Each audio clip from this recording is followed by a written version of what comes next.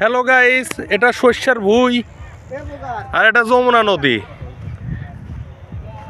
এখন আছে এটা তো যমুনার চরে। আচ্ছা, এনে খোটাকারাকে নদীও কি ভাগাভাগি হয় নাই?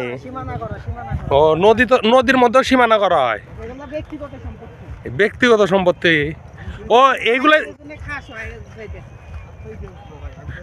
মানে এগুলা তো সব বাড়ি ঘর ছিল, এখন তো সব চরে পরিণত হয়েছে, মানে ভাঙনের কবলে এরা।